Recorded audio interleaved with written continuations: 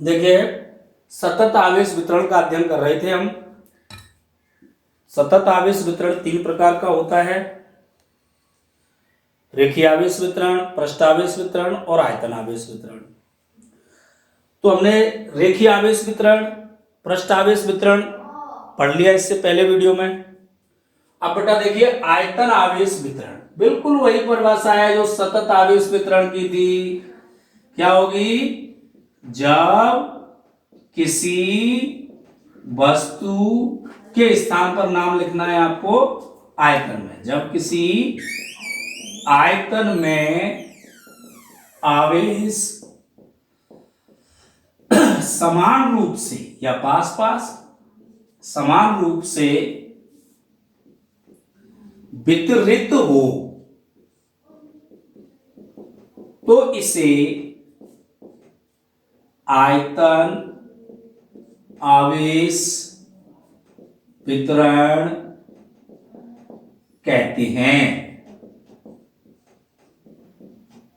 ठीक, ये तो वही मूल परिभाषा है, चारों एक जैसी हो गई। अब इसमें मुख्य चीज पढ़नी थी क्या? आयतन आवेश घनत्व। आयतन आवेश घनत्व। अब हमारे पास जो वस्तु है, जैसे ये वस्तु है, तो इसके पूरे आयतन में, ये जैसे ये वस्तु ले ली हमने, इसके पूरे आयतन में, आयतन है इसका टोटल V, और पूरे आयतन में कुल आवेश Q स्थित है। तो इकाई यानी B आयतन में हुई, B आयतन में आवेश Q, इकाई आयतन में आवेश Q अपॉन B, जिसे लिखेंगे रो से। तो रो बराबर हो गया Q अपॉन B। इकाई क्या बन गई? कूलाम प्रति घन मीटर। और परिभाषा क्या बन गई इसकी? आयतन आवेश वितरण की, यानी आयतन आवेश घनत्व की इकाई बना दीजिए एकांक आयतन में, यानी एकांक आयतन में आवेश का मान आयतन आवेश घनत्व कहलाता है। इसे रो से लिखती है। तो परिभाषा बनी एकांक आयतन में आवेश का मान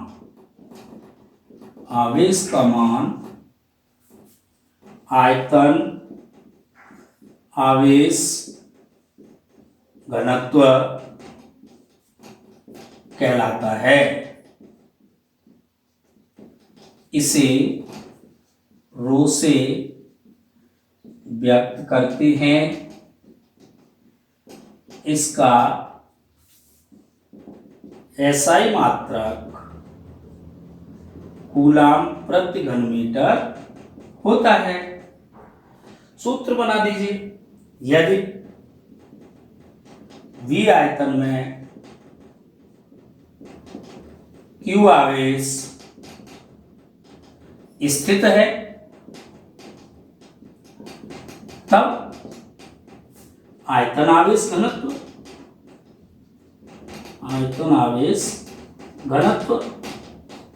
रो बराबर Q अपॉन B। ये डायग्राम जैसे बना के दिखा दिया है, ये सूत्र बन जाएगा। तो ये आपका आवेश वितरण था, सतत आवेश वितरण था। तो तीनों प्रकार के वितरण समझ आ गए होंगे। कोई समस्या है तो और पूछ सकते हैं। यहां मुख्य उद्देश्य हमारा ये है कि इन तीन सूत्रों पर है। आपने देखा होगा, तीनों सूत्र आपने पढ़े थे, और कुल मिला के जैसे कहूं तो में चार हो जाते हैं कि कुल आवेश को, किसी वस्तु के कुल आवेश को आप किससे लिखते हैं? Q से। रेखीय आवेश को, यानी जब रेखा पर आवेश होता है जिसका नाम हो जाता है उस आवेश का नाम रेखीय आवेश घनत्व, तो लैम्डा से। लैम्डा बराबर Q अपॉन L। तो अगर टोटल आवेश Q की आवश्यकता पड़ेगी तो Q बराबर क्या आएगा? यहाँ लैम्डा L। गाउस के नियम में ये चीजें काम आएंगी, इसलिए इनको पढ़ाया अपन ने। गाउस के नियम की तैयारी कर रहे हैं, उसके अनुप्रयोग की तैयारी कर रहे हैं। ऐसे ही अगर आवेश पृष्ठ पर है तो आवेश का नाम होता है पृष्ठ आवेश घनत्व। इसे लिखते हैं सिग्मा से। सिग्मा बराबर क्या होगा, Q अपॉन A। अगर उस पृष्ठ के पूरे आवेश की आवश्यकता पड़ेगी तो Q बराबर क्या हो गया, सिग्मा A। ठीक ऐसे ही आयतन आवेश घनत्व को अभी आपने लिखा था रो से, Q अपॉन V, टोटल आवेश चाहिए तो Q बराबर क्या हो गया, रो इंटू V। इन चीजों की आवश्यकता पड़ेगी, इसलिए अपन ने ये सारी चीजें पढ़ी हैं। तो इनको अलग से चाहो तो नोट कर लेना, नोट डाल करके ये सूत्र आपके काम आएंगे। ठीक है ना। तो अब तो आपको पूरा सतत आवेश वितरण याद हो गया, और एक टॉपिक पढ़ा था यहां तक अपन ने, क्या, विद्युत फ्लक्स, वो याद हो गया होगा। नहीं है तो आप कमेंट्स करके दोबारा पूछ सकते हो, पहले इतना याद कर लो। अगर ये कंप्लीट हो गया हो तो अब मैं आगे गाउस का नियम प्रारंभ करता हूं। तो अगला टॉपिक लेते हैं हम, गाउस का नियम। गाउस का नियम, ध्यान दो बेटा। पहली बात, गाउस का नियम बंद पृष्ठ के लिए लागू होता है, बंद पृष्ठ के लिए, और वो भी कैसा होता है, काल्पनिक, काल्पनिक बंद पृष्ठ, यानी हम कल्पना करेंगे। और क्या बताता है गाउस का नियम, गाउस के नियम से क्या ज्ञात करते हैं, विद्युत फ्लक्स ज्ञात करते हैं, विद्युत फ्लक्स। तो विद्युत फ्लक्स को देखिए, एक तो विद्युत फ्लक्स आपने परिभाषा से ज्ञात कर लिया था, फाई ई बराबर E vector dot A vector, definition से ज्ञात किया था। दूसरा गाउस के नियम से ज्ञात करेंगे इस विद्युत फ्लक्स को। तो विद्युत फ्लक्स यानी गाउस के नियम से विद्युत फ्लक्स ज्ञात किया जाता है। क्या करते हैं गाउस के नियम से, विद्युत फ्लक्स ज्ञात करते हैं। क्या शर्त है गाउस के नियम की, कि गाउस का नियम बंद पृष्ठ के लिए लागू होता है। तो अब मुझे आप बंद पृष्ठ का उदाहरण और बता दीजिए, अधिकांश बच्चों को नहीं पता है। पृष्ठ बंद, तो बहुत से बच्चे उदाहरण देंगे, बोलो साहब व्रत, तो व्रत बंद पृष्ठ नहीं है, नहीं है। क्या, गोला, गोला बंद पृष्ठ है। व्रत में क्या होती है, लंबाई, इसमें होता है क्षेत्रफल, पृष्ठ। जिस कमरे में हम खड़े हैं ये कमरा बंद पृष्ठ है, यानी घन, घनाभ, गोला, बेलन, शंकु, ये सब बंद पृष्ठ के उदाहरण हैं। और ये है बंद पथ, क्या है ये, बंद पथ है ये, और ये क्या है, बंद पृष्ठ है।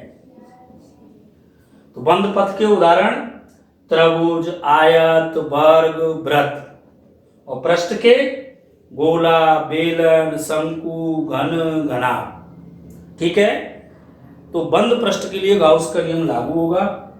अब आप गाउस का नियम सुनिए। बिल्कुल यहां तीनों बिंदुओं में बेटा ये कोई बंद पृष्ठ है, जैसे कमरा है या गोला है, किसी भी आकृति का हो सकता है, कल्पना कर लीजिए। और इस बंद पृष्ठ के अंदर कुछ आवेश रखिए, जैसे Q1, Q2, Q3, मान लो Qn। तो इन सभी आवेशों को जोड़ेंगे तो सिग्मा Q बराबर क्या आएगा, Q1 plus Q2 plus Qn। तो गाउस ने कहा कि अगर किसी, और देखो विद्युत फ्लक्स निकलेगा ही। फ्लक्स क्या होता है, कुछ कोई विशेष नहीं है फ्लक्स। फ्लक्स होता है विद्युत बल रेखाओं का पृष्ठ में से आर पार होना, गुजरना। तो जब आवेश होगा, आपने पढ़ा था बल रेखाएं खींची थी, जैसे कोई धनावेश है तो धनावेश से बाहर की ओर जाती है कि नहीं बल रेखाएं, ऐसे जा रही हैं, जा रही हैं ये बल रेखाएं। अगर ये आवेश किसी पृष्ठ के अंदर स्थित है तो बल रेखाएं इस पृष्ठ में से गुजरेंगी कि नहीं गुजरेंगी, तो इसका मतलब है इस पृष्ठ में से फ्लक्स गुजर रहा है। तो इस पृष्ठ में से गुजरने वाला कुल फ्लक्स, यानी इसके अंदर रखे हुए कुल आवेश अगर हमें पता हो तो इस पृष्ठ में से गुजरने वाले कुल फ्लक्स का मान तो फ्लक्स को, कुल फ्लक्स को फाई ई से लिख सकते हैं। फाई ई बराबर आवेशों का योग, यानी वह आवेश और जिस माध्यम में ये रखे हैं आवेश, उस विद्युतशीलता का अनुपात। यही गाउस का नियम है। अगर ये निर्वात है तो यहां एप्सिलॉन नॉट लगा देंगे। ये गाउस का नियम। अब मुझे भाषा में बोल के बताओ क्या है गाउस का नियम। क्या कहेंगे, क्या है ये काल्पनिक बंद पृष्ठ। पहली शर्त लगाएंगे उसकी, किसी काल्पनिक बंद पृष्ठ से निर्गत विद्युत फ्लक्स का मान किसके बराबर होगा, उस बंद पृष्ठ में स्थित कुल आवेश एवं माध्यम की विद्युतशीलता या निर्वात की विद्युतशीलता एप्सिलॉन नॉट के क्या हो रहा है, अनुपात के बराबर होता है। परिभाषा बन गई, किसी काल्पनिक बंद पृष्ठ से निर्गत विद्युत फ्लक्स का मान उस बंद पृष्ठ में स्थित कुल आवेश, चाहो तो लिख दीजिए सिग्मा क्यू, एवं निर्वात की विद्युतशीलता, इससे लिखेंगे एप्सिलॉन नॉट के, किसके, अनुपात के कैसा है, बराबर, अनुपात के बराबर होता है। ये गाउस का नियम है। ये आपको बिल्कुल ऐसे अभी तुरंत अपने कंप्यूटर में फीड कर लीजिए। कोई भी पूछे गाउस का नियम बोल, तो बोलो मैं बताऊं साहब क्या है। बोलो किसी काल्पनिक बंद पृष्ठ से निर्गत विद्युत फ्लक्स का मान, जो बल रेखाएं निकल रही हैं, फ्लक्स हो गया, निर्गत विद्युत फ्लक्स का मान उस बंद पृष्ठ में स्थित कुल आवेश एवं निर्वात की विद्युतशीलता के अनुपात के बराबर होता है। ये तो भाषा में हो गया अपनी में, और ये गणितीय भाषा में, तो यहां लिख देंगे अर्थात गणितीय रूप में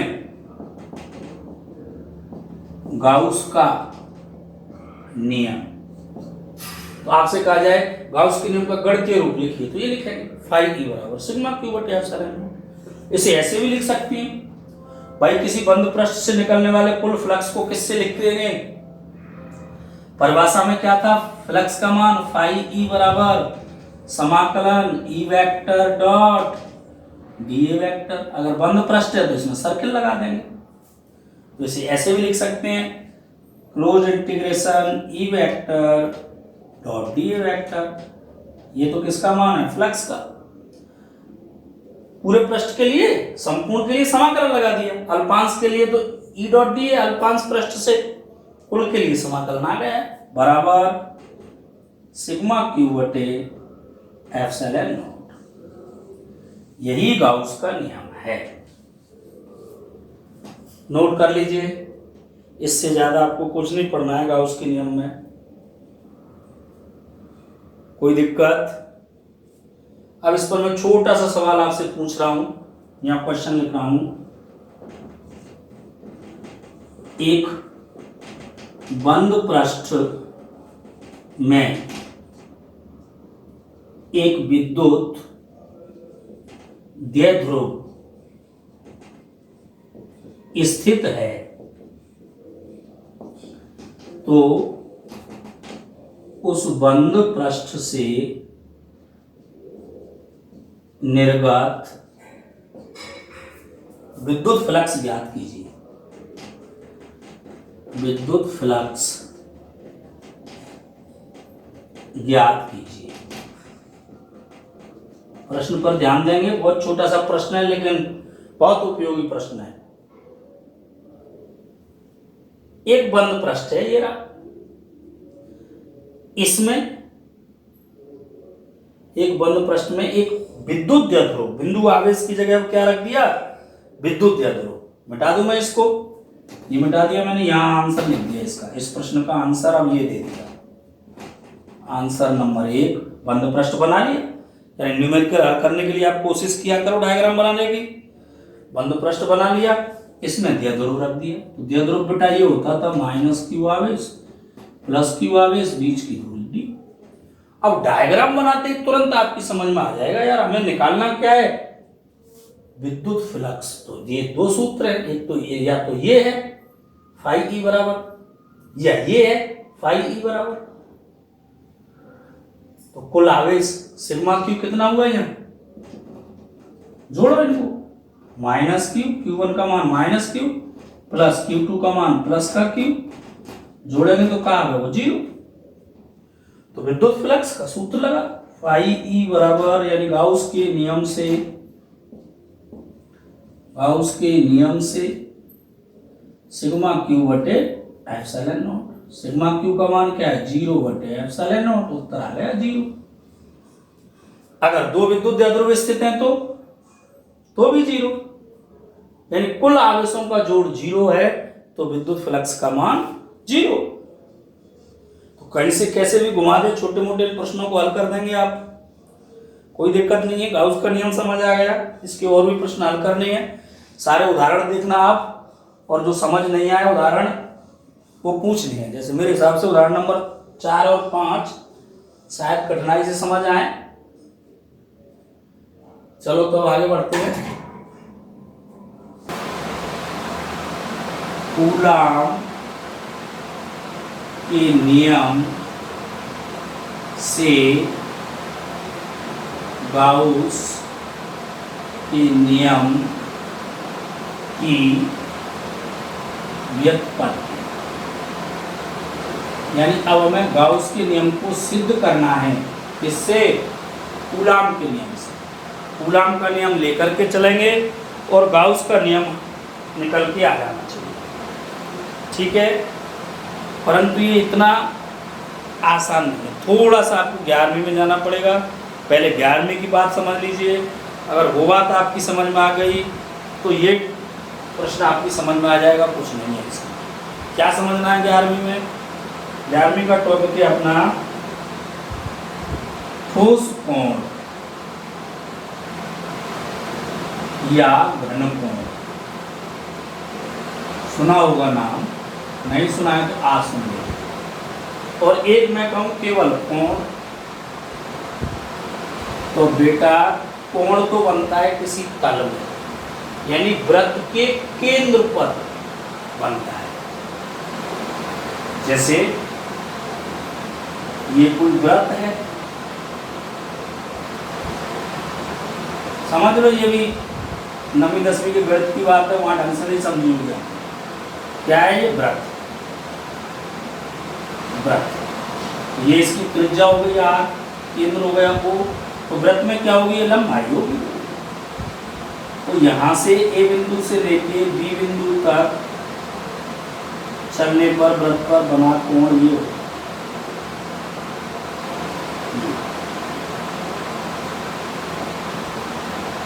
इसको थीटा से लिख दो या d थीटा से लिख दो। क्या सूत्र होता था, कोण बराबर चाप बटे त्रिज्या, होता था कि नहीं। डी थीटा बराबर चाप की लंबाई कितनी है, ए बी, त्रिज्या आर। अब ये पूरा कोण कितना होता था, ये 2 पाई होता था कि नहीं, 360 डिग्री। क्यों होता था ये भी निकाल सकते हैं। देखो संपूर्ण के लिए क्या कर देते हैं, समाकलन। तो समाकलन है पूरा चाप आएगा, ए का मान और बी का मान, बी बिंदु यहीं आ गया, तो पूरे चाप की लंबाई कितनी होगी, ये तो चाप की लंबाई थी, ए भी यहाँ पूरे चाप की लंबाई कितनी हुई, 2 पाई आर बटे आर, आर से आर खत्म, तो थीटा बराबर क्या आ गया, 2 पाई ले लिया। यानी वृत्त के केंद्र पर बनने वाला पूरा कोण 2 पाई हो जाएगा। अब आप ठीक इसी प्रकार से बिल्कुल कोई ज्यादा अंतर नहीं है, ठोस कोण या घन कोण की बात करते हैं। ये कहाँ बनना था, कोण केवल वृत्तीय केंद्र पर। ठोस कोण या घन कोण बनता है गोले के केंद्र पर। ये लेंगे हम गोला, क्या है ये, गोला। तो ये गोले का केंद्र है। अब गोले के केंद्र पर कोण बनाओ, कैसे बनेगा, यानी फिलहाल तरबूज चल रहे हैं, तरबूज लीजिए, तरबूज गोला हो गया कि नहीं, तो ऊपर क्या होगा उसमें, पृष्ठ, यानी यहाँ तो लाइन होती थी, लंबाई होती थी, यहाँ होगा पृष्ठ। तो आपने तरबूज को देखने के लिए कि लाल है कि नहीं, मीठा है कि नहीं, छेवा लगाया, पट लगाया, ऐसे पट लगाया, ये स्थिति निकल के आएगी बाहर, यानी ये इस तरह से ये क्षेत्रफल बाहर निकलेगा कि नहीं, ये कोण बनेगा, ये कोण जैसी आकृति बनेगी। तब ये बनने वाला कोण होता है आपका घन कोण, जिसे डी ओम से लिखते हैं। जैसे ये डी थीटा से लिखा, ये डी ओम से लिखा। इसको बोलते हैं अपन ठोस कोण या घन कोण। तो ठोस कोण का सूत्र हो गया, ठोस कोण बराबर, जैसे यहाँ चाप लेते थे, चाप बटे त्रिज्या, ऐसे यहाँ क्या आएगा, पृष्ठ क्षेत्रफल बटे त्रिज्या का वर्ग। जैसे लंबाई से लंबाई खत्म, मीटर में मापते हैं, इसी भी मीटर में कोई मात्रक नहीं, जैसे इसी वर्ग मीटर में, इसी वर्ग मीटर में कोई मात्रक नहीं। यानी ठोस कोण का मान हो गया डी ओम बराबर पृष्ठ क्षेत्रफल, मान लीजिए डी है, तो डी ए बटे आर स्क्वायर, त्रिज्या दिशा में क्षेत्रफल की दिशा हो गई, डी ए बटे आर स्क्वायर। अब संपूर्ण के लिए निकालें, यानी पूरा ये घन कोण, पूरे का मान, पूरे का समाकलन कर दें डी ओम बराबर, तो पूरे का पृष्ठ क्षेत्रफल क्या होता है, गोले के संपूर्ण पृष्ठ का क्षेत्रफल 4 पाई आर स्क्वायर होता है कि नहीं। जैसे यहाँ पर्दी की लंबाई 2 पाई आर, ऐसे पूरे गोले के पृष्ठ का क्षेत्रफल 4 पाई आर स्क्वायर बटे आर स्क्वायर से आर स्क्वायर का कितने का होगा, 4 पाई रेडियन का। तो संपूर्ण पृष्ठ के कारण, पूरे बंद पृष्ठ के कारण, गोलाकार बंद पृष्ठ के कारण घन कोण का मान क्या होता है, 4। ये अगर आपकी बात समझ में आ जाएगी तो इस टॉपिक में कोई दिक्कत नहीं है, नहीं आए तो फिर अब हम कूलाम का नियम लेके चलेंगे, गाउस का नियम प्राप्त करेंगे। ढंग से देखो, शुरू करें। हमने मान लिया, माना एक बंद पृष्ठ में बिंदु आवेश Q स्थित है।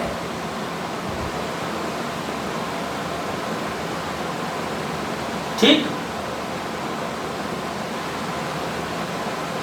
इस आवेश से पृष्ठ के किसी बिंदु की दूरी r पर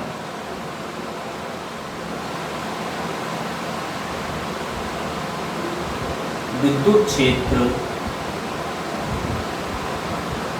का मान, इससे कूलाम के नियम से, कूलाम के नियम से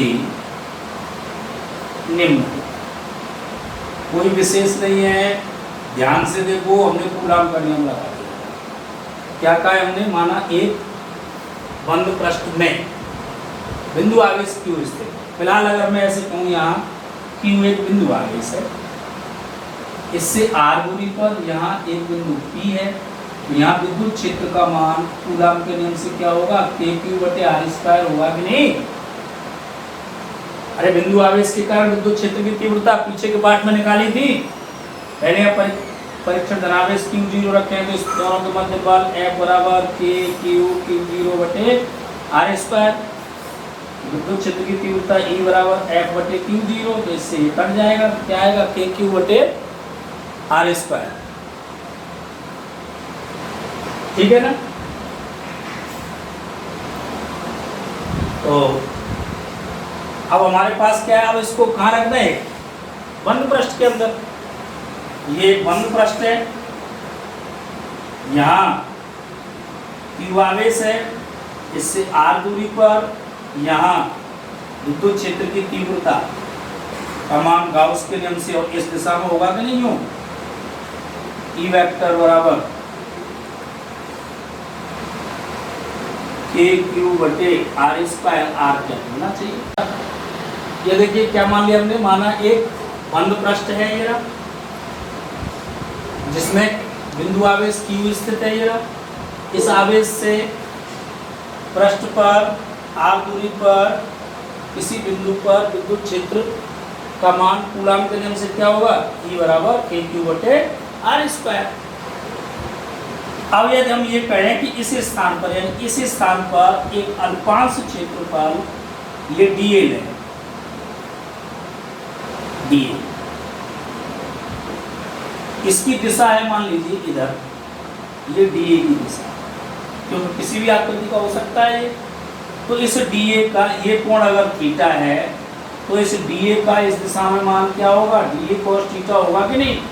आपको बताया था जिधर से कोण बनता है उस दिशा में घटक cos में होता है।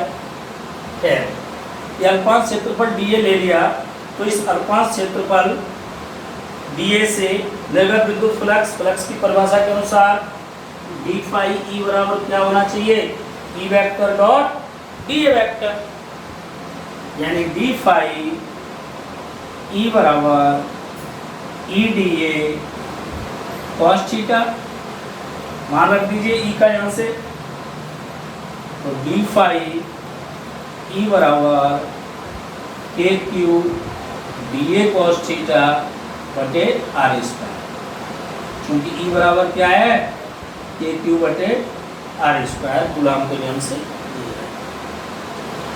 इसको मैंने ऐसे लिख दिया, डी फाई ई बराबर के क्यू डीए कॉस थीटा बटे आर स्क्वायर को अलग है। अब यहाँ ध्यान दीजिए, अगर इस अल्पांश के सभी बिंदुओं को केंद्र से मिला दें तो ये आकृति बनेगी इस केंद्र पर, यानी हमें घनकोण प्राप्त होगा। ये अल्पांश के कारण बनने वाला घनकोण, और घनकोण का मान क्या होता है, पृष्ठ क्षेत्रफल। तो विद्युत क्षेत्र की दिशा में पृष्ठ क्षेत्रफल का मान क्या है, डीए कॉस थीटा बटे त्रिज्या का वर्ग। आर इसकी त्रिज्या है ये, बटे त्रिज्या का वर्ग। तो ये क्या हो गया, घनकोण हो गया। यहाँ लिख देंगे, क्योंकि ठोस कोण डी ओम बराबर डीए कॉस थीटा बटे आर स्क्वायर, इसलिए डी फाई ई बराबर के क्यू इंटू डी। अभी ये फ्लक्स किसके कारण है, अल्पांश के कारण है। और पूरे पृष्ठ के कारण देखें अपन को तो पूरे काल्पनिक बंद पृष्ठ में अगर फ्लक्स निकालना है तो वो समाकलन कर देंगे। अतः संपूर्ण बंद पृष्ठ से निर्गत विद्युत फ्लक्स क्या होगा, फाई ई बराबर क्लोज इंटीग्रेशन डी फाई, यानी इस अल्पांश का क्या कर दिया हमने, समाकलन। डी फाई का मान ये है, यानी समाकलन के क्यू डी ओम, के क्यू को बाहर ले लीजिए, समाकलन क्या बचा, डी ओम। तो पाई ई बराबर, ध्यान दो, के को लिख दिया 1/4 पाई एप्सिलॉन नॉट, या पहले ऐसा करो, ये मान लो, चूंकि समाकलन डी ओम संपूर्ण बंद पृष्ठ का कोण क्या होता है 4 पाई, संपूर्ण बंद पृष्ठ का कोण, गोले के केंद्र पर बनने वाला कोण ये 4 पाई हुआ कि नहीं संपूर्ण पृष्ठ के लिए, अभी बताया था। ये क्या हो गया, इसलिए पाई ई बराबर के क्यू इंटू 4 पाई, यही गाउस का नियम, नहीं तो के का मान रख दो, यानी पाई ई बराबर के का मान 1/4 pi epsilon not into Q into 4 पाई से 4 पाई का था, तो क्या आ गया ये आ गया आपका पाई ई बराबर क्यू अपॉन एप्सिलॉन नॉट, यही गाउस का नियम है। कोई दिक्कत नहीं है, दोबारा से फिर ध्यान से देख लीजिए, कोई खास भाषा नहीं है, यही